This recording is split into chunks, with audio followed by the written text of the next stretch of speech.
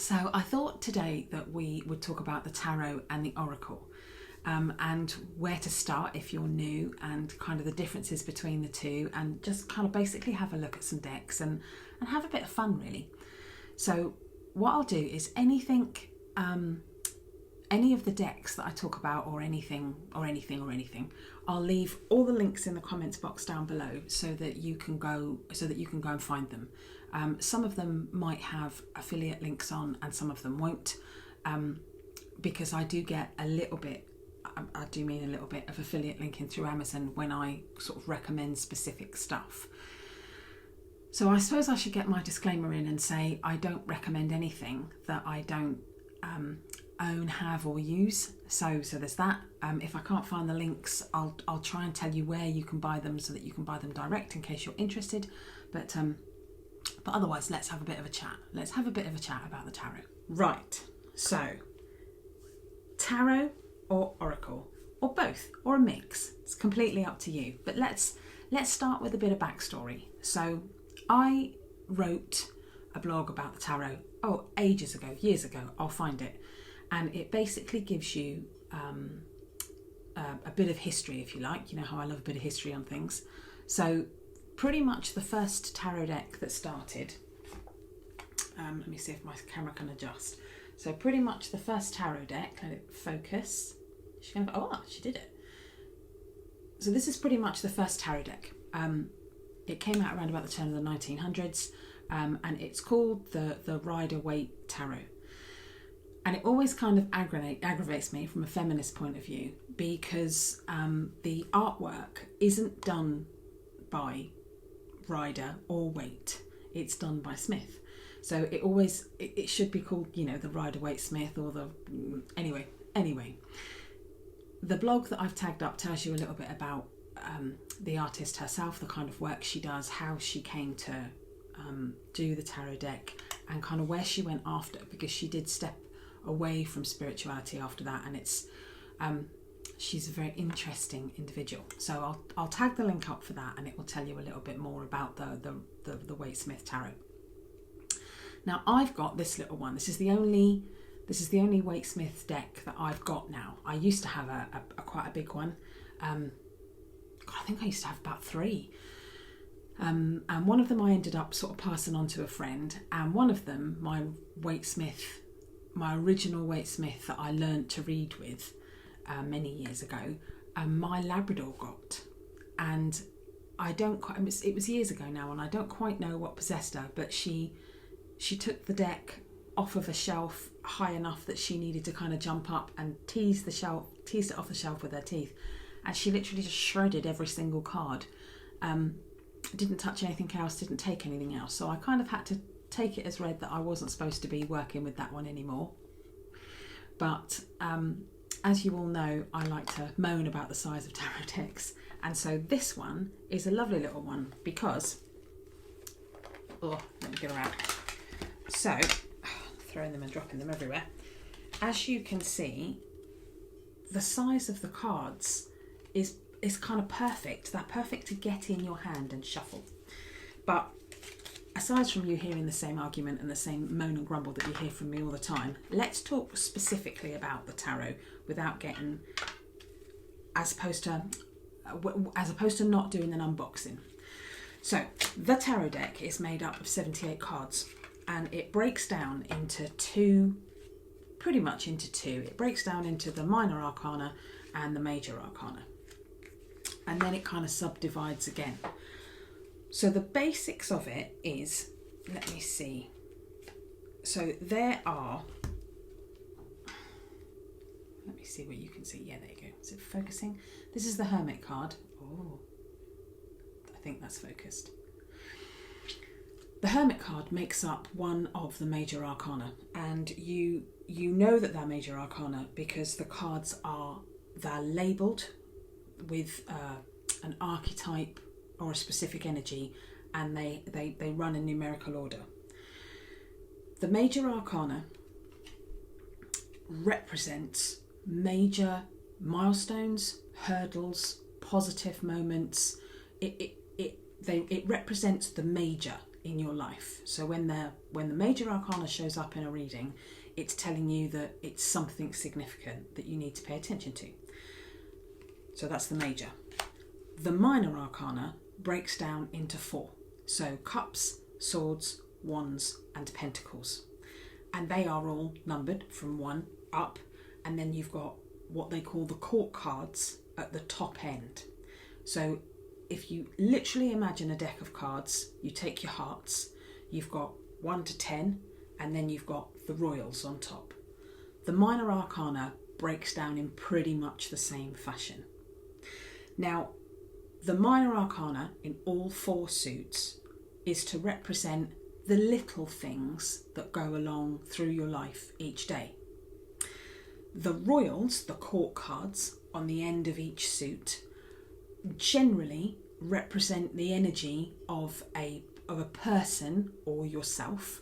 So when the royals show up in your reading, they normally represent someone who is influencing you or having an impact on you for good or for ill.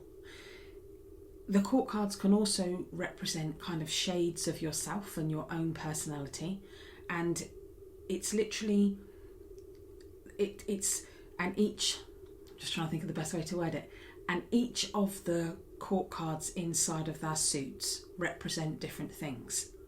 So the minor arcana breaks down into 4 suits. Cups is generally seen to represent emotion. Swords is generally seen to represent thoughts and the mind.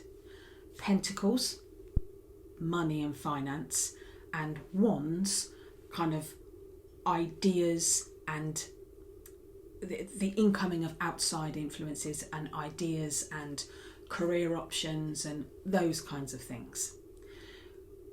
The royals of those suits would generally be the same thing.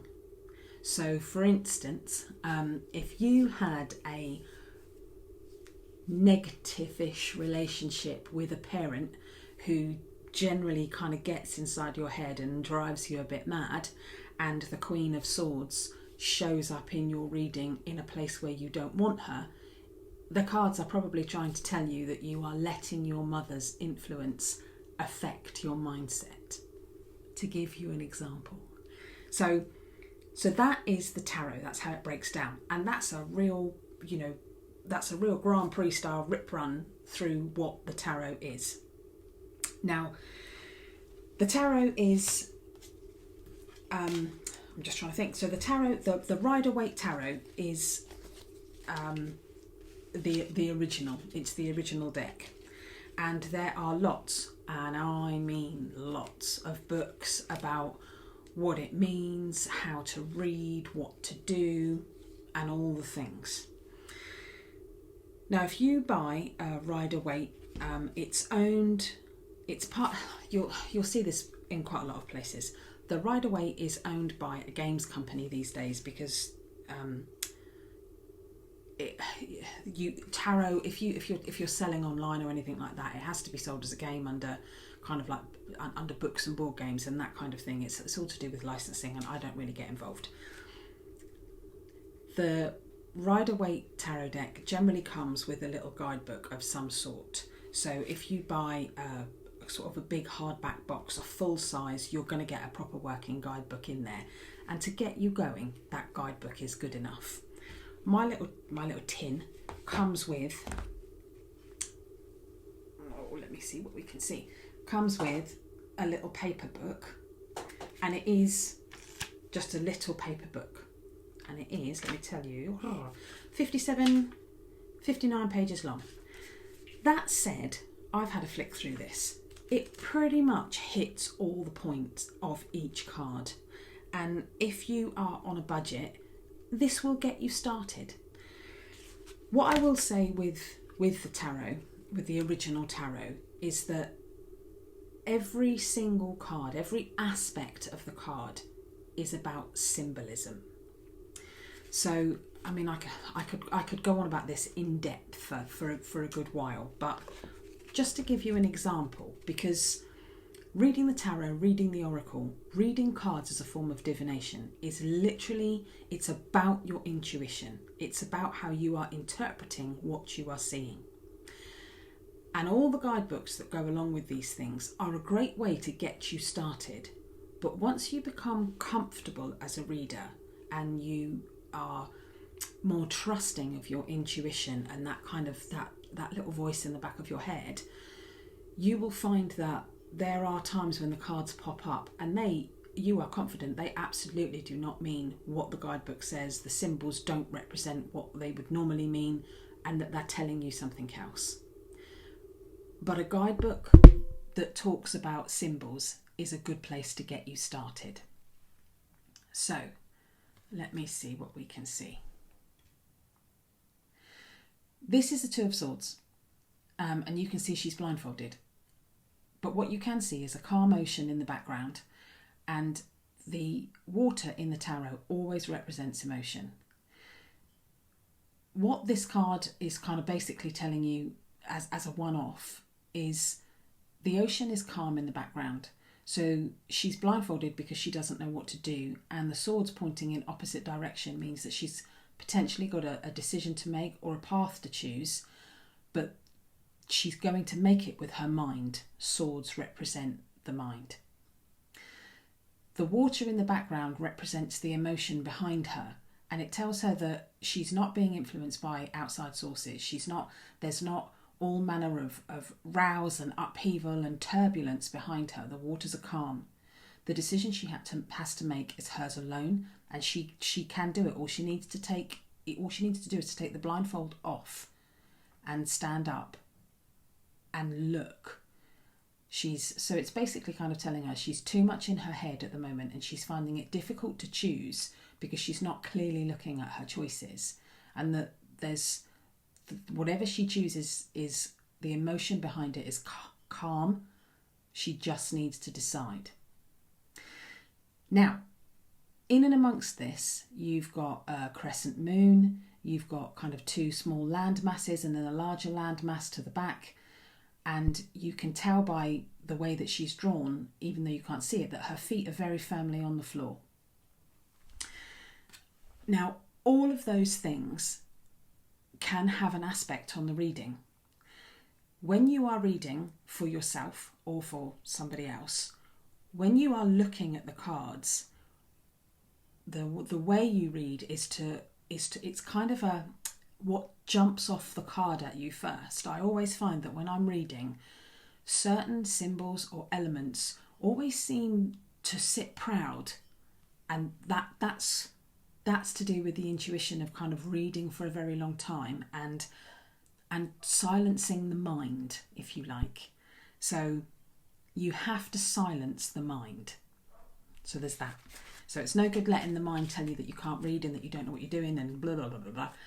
It's just a case of getting comfortable, shutting the mind off and letting your intuition and your kind of meditative state take over.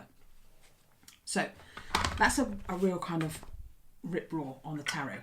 So that said, you can now buy tarot decks. You can now buy tarot decks in other forms. So, big old unwieldy box. This is the Druidcraft Tarot. The Druidcraft Tarot. This is my go-to deck, despite its huge size. I know, moan. So, can you, focus. Come on, camera. There. So you can tell that, aside from the size, you can tell that the artwork on this one is very different.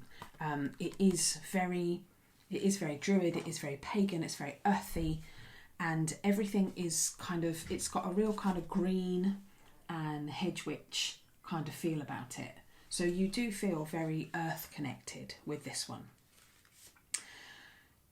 However, it is a tarot deck. It is still called a tarot deck. It's still 78 cards. It's still made up of the major and the minor arcana. It still breaks down into 4 suits inside of that format. And I think a couple, 2 if it springs to mind, 2 of the major arcana in the Druidcraft Tarot have been slightly altered, if you like, but they still pretty much represent the same kinds of things. But it becomes apparent why it's done that, because you are working with the druid aspect. But as it goes, very much the same. So I'm just going to show you one more because this is a new one and I love this deck. So I also have the Lightseers Tarot, and I bloody love this deck, I swear. So this is Chris Ann's tarot, and it's just beautiful. It's a much better size, still a little bit bigger than my little palm-sized one, but not as big as the Druid. So there's that. The other thing I like about this deck is, let me turn her around. The other thing I like about this deck is that she has no borders. The Druidcraft Tarot, having some light issues, people. The Druidcraft Tarot has borders on. The artwork on this deck is just, it's just beautiful. So it's a real, I can't even think. I was going to say modern, but that's not right either. The energy is beautiful because the what do you call it? The artwork on the cards does relate to the time that we live in, and it is symbolic of how we live now. So I should be able to turn around and say that the cards do have a real kind of modern feel to them, as you can tell by the beautiful art. But it doesn't have a modern feel to it. It has a timeless kind of feel. I love this one. It has a timeless feel, and the deck is just amazing, absolutely amazing. And it does also break down it is called the Lightseers Tarot. So again, tarot, 78 cards, major, minor. And so once you get comfortable, I always think the tarot is a good place to start, because even if you're looking for a deck to have slightly different symbolism or slightly different energy, where the tarot has been redesigned so often but it stays in the same structure, you are always going to be able to find the style of deck that has the right energy for you. You're going to be able to find it. And once you get comfortable with how the tarot is laid out, you're going to be able to read any deck as and when it comes to you. And then, like me, you can end up with far too many. However, I digress. So that's the tarot. Then you move on to oracle cards. Now there is something called Lenormand as well, but I'm keeping it really simple today and just going for the two. We'll talk about Lenormand another time. And I say that because it's not my go-to kind of format. I tend to stick with the tarot and the oracle. So I'll have a look at the Lenormand deck that I've got, and if I can't kind of get myself comfortable to give you a comfortable explanation, I'll find someone that can. Now, off topic, I was waffling. Shocker. Right. Now, oracle cards, there are absolutely no rules. It's whatever you like, whatever you fancy, and it's just about whatever grabs you. So what I've done is I'm looking over there because I've got more decks on the shelf over there, and I'm just seeing if I want to grab any. Anyway, I did a review.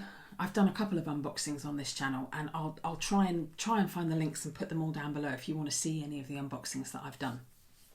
I did a review on the Wicker deck by Sally Morningstar, and I probably did the review a couple of years ago now. And I wrote the review up and put it on my website, and it's one of those oracle decks that I find gets an awful lot of traffic, because I think witches and pagans do tend to go looking for decks with a witch-centric energy. We are looking for tarot decks with our own symbolism, with the triquetra, with the pentacle. We are looking for symbolism that kind of relates to what we understand in our path. And Sally Morningstar's Wicker deck, as I've said before, I'm not Wiccan, but her Wicker deck is beautiful, and I'll leave some links down, and it has all that symbolism that you're looking for. See, off the top of my head, I've got a funny feeling it's been renamed. I'll find out. I'll leave links down below if you're interested. I've got 2 oracle decks to show you today, and I've gone for fairly modern ones and quite well-known ones that everybody has probably seen about, because I think that works when you're trying to explain something. So we have the Moonology today by Yasmin Boland, and this is the Spirit Animal Oracle by Colette Baron Reid. Now, what I will say to you is, if you're buying your decks online, it's really, really easy. I've noticed them on Amazon at the moment, is that you can buy fakes. You can buy fake decks on Amazon, and this, as a writer who's had her work pirated, I can only imagine the horror of designing a deck and having the deck pirated out from under you. So do be careful when you buy things on Amazon and eBay, because you will find that you will, not only is the illustrator and the designer and the writer being outdone, but also you're not going to get as good a quality deck. You're going to get something in a kind of a flat pack packet. The cards aren't printed as well, and in some cases the graphics are off and everything's crooked. And I've seen some real horrors, and I've read some reviews on Amazon about people who are pirating these decks, and it's not good. So the decks, I tend to like to see the deck before I buy it, because I like my decks to come in the hardback boxes. I think, I'm just trying to remember now, potentially going to be a bit controversial. I think, is it Lescarbo?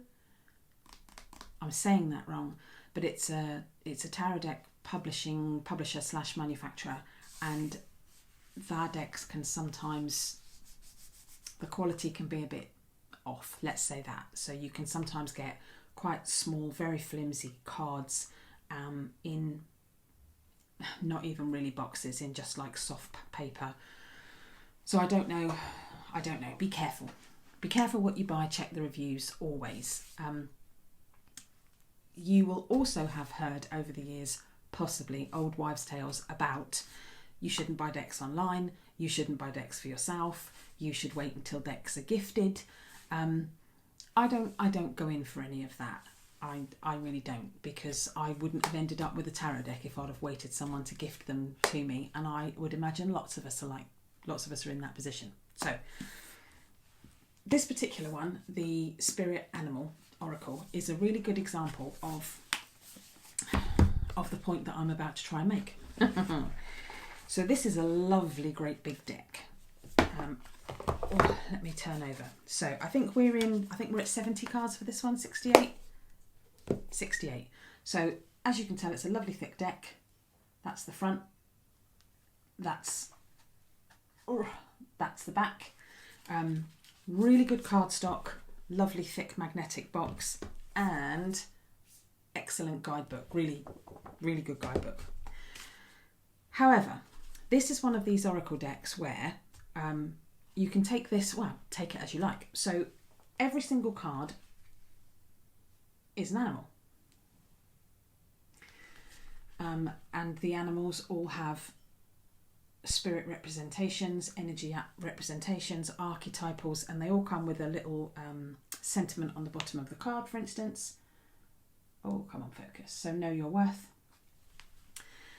Now, I tend to use this as a one card draw. When I do a spread for myself, which I don't do very often, or for when I'm reading for clients, I always tend to pull one of these in and along with everything else I'm doing, because I tend to find these are great messenger cards, a particular animal energy that you can call on whilst you're going through whatever particular phase of your life you're working through, whatever the cards throw up. So I don't do whole spreads with these cards. I wouldn't lay a whole a whole sort of 7-11 card spread with these. I don't know why, I just don't. But that said, I use them all the time. One of the things I specifically like about this deck, and in some you don't always find it in animal decks. I think with animal decks you can tend to find exotic animals. And they're in here too, don't get me wrong. But you also get man's best friend. You also get, you know, the everyday. You get, you know, the cows and the ducks and the things that we see every day, and you know, bats, that kind of thing. One of my favourites, one of my current favourites at the moment is Fox Energy. So you are able to kind of work with symbols that are around you, and that will go, I'm going to make a sweeping statement and say that will go for pretty much wherever you live, because there is a rhino in here, a lizard in here. I get a lot of swans down where I live, so it's really nice to see, you know, the animals that we recognise as well. And whereas, she says, the Moonology deck by Yasmin is also a 50-60 card deck. Ooh, there we are. But this one it's not particular animal, where it's nothing specific, do you know what I mean? So on this deck, for instance, you get the supermoon, emotions are running high, don't let pride get in your way, full moon in Gemini, personal issues reach a resolution, you're very close to achieving your goal. This is one of those oracle decks that very much breaks down, and you could do a 7 or 11 card spread and get to the bottom of whatever it is you're reading for. So the guidebooks that come along with the oracle decks are, for the most part, from what I've found, are really, really concise, and the guidebook is enough. But when it comes to the tarot, the guidebooks that come with those, especially the ones that have been redesigned, are pretty good. The one that comes with the Rider-Waite Tarot, as I've already said, in my little tin, is enough to just get you going. The beauty, as a quick aside, with my little tin is that it's handbag sized. You can just pop it in your handbag, or in the glove box of your car, depending on how and where and when you read things. The bigger decks in the lovely boxes, I tend to keep mine on my bookshelf. I've got a bookshelf for tarot decks. But again, we're not going on about my small problem. Anyway, but with the tarot, there are a lot of great books out there, and you can go through Amazon and you can go to YouTube, and you'll find a lot of advice on YouTube, and it will largely come down to a person's individual taste on how they read and what they think and all the things. You can spend an awful lot of money on Amazon and other aforementioned sites, buying books and that kind of thing. And again, you are only going to get the opinion of how someone else reads. My sort of advice would be, get yourself a tarot deck if that's if you're just starting. My advice would be to get yourself a tarot deck. Start with a tarot deck if you are thinking that you want to read. If it is that you'd like to maybe pull a card for yourself every day and just kind of get yourself some guidance, pick yourself up an oracle deck. Pick yourself up an oracle deck of your choice where the symbolism and things like that appeal to you. But if you think you'd like to have a go at reading for others, tarot for me is the place to kind of start, and kind of start as you mean to go on, as it were. Once you start with tarot, you can work towards a deck with the symbolism that you like, and the structure's already the same. What you're trying to do with tarot is you're trying to find a way of reading that works for you and your style. So go to Pinterest. You can find loads of different spreads and different ways to lay out the cards, and it's free and you can play about. And as far as interpreting the cards, there is a website called, and I'll leave links down below, there's a website called Biddy Tarot. You've probably heard of it. I think she's just one of the most well-known names in the field. And she has a free resource on her website of every single card broken down, all the symbolism you need, and that's a great place to just get your mind, you know, repetition, that's how we learn, isn't it? So that's a great place to get your mind kind of turning over the meaning of the cards. If you've had readings, or if you know anything about this kind of thing, or if you are a reader just kind of watching because you're curious, it's always worth mentioning that readers tend to be one of two types.